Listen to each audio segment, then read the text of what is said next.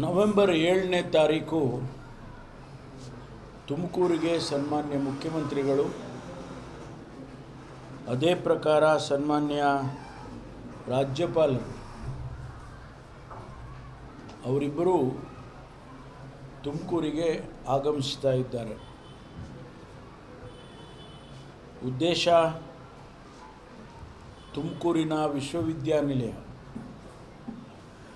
ಈಗಾಗಲೇ ಪ್ರಾರಂಭ ಆಗಿ ಚಟುವಟಿಕೆಗಳನ್ನು ಮಾಡಿ ಸುಮಾರು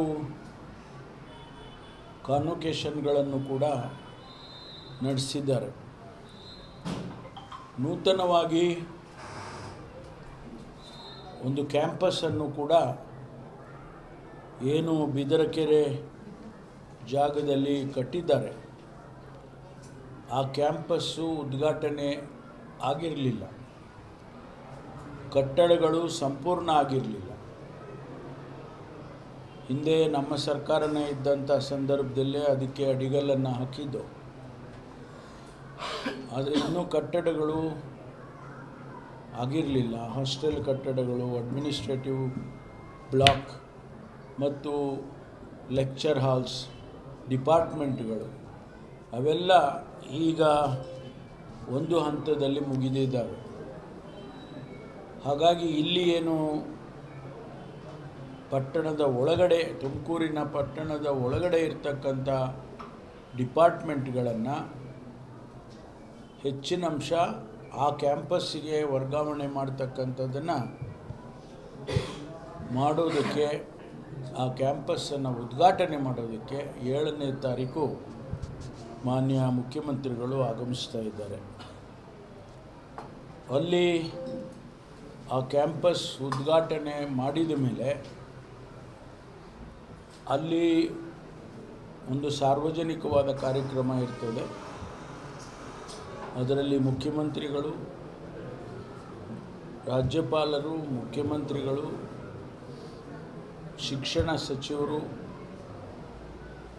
ಮತ್ತು ಜಿಲ್ಲಾ ಉಸ್ತುವಾರಿ ಸಚಿವರು, ಶಾಸಕರು, ಸಂಸದರು ಪಕ್ಷಾತೀತವಾಗಿ ಭಾಗವಹಿಸ್ತಾರೆ ಅಂಥೇಳಿ ನಾನು ತಮ್ಮ ಗಮನಕ್ಕೆ ತರ್ತಾ ಇದ್ದೇನೆ. ಅದು ಆದಮೇಲೆ ಅವರು ತುಮಕೂರಿನ ಪಟ್ಟಣಕ್ಕೆ ಬರ್ತಾರೆ. ನಮ್ಮ ತುಮಕೂರಿನ ಆಸ್ಪತ್ರೆಯ ಆ ಜಾಗದಲ್ಲಿ, ಆ ಕ್ಯಾಂಪಸ್ ಒಳಗಡೆ ಸುಮಾರು 4 ಕಾಮಗಾರಿಗಳು ಇವತ್ತು ಉದ್ಘಾಟನೆಗೆ ತಯಾರಾಗಿ ನಿಂತಿದ್ದಾವೆ. ಮೊದಲನೇದು 100 ಹಾಸಿಗೆ ಉಳ್ಳಂಥ ಕ್ಯಾನ್ಸರ್ ಆಸ್ಪತ್ರೆಯ ಉದ್ಘಾಟನೆ. ಅದರ ಅಂದಾಜಿನ ವೆಚ್ಚ 69 ಕೋಟಿ. ನಿನ್ನೆ ತಾನೇ ಕ್ಯಾಬಿನೆಟ್ನಲ್ಲಿ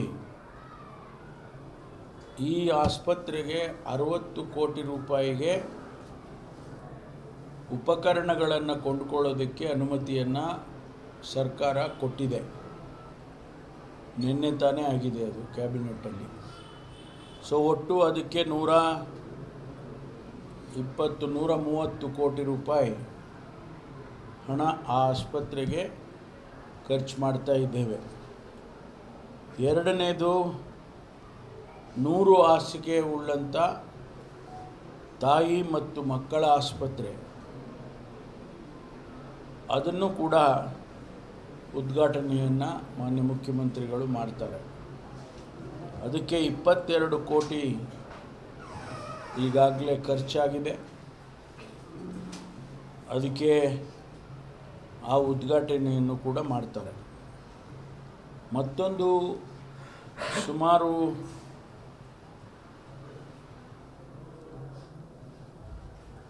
20 ಕೋಟಿ ರೂಪಾಯಿ ಖರ್ಚು ಮಾಡಿ ನರ್ಸಿಂಗ್ ಕಾಲೇಜ್ ಬಿಲ್ಡಿಂಗನ್ನು ಕಟ್ಟಿದ್ದೇವೆ.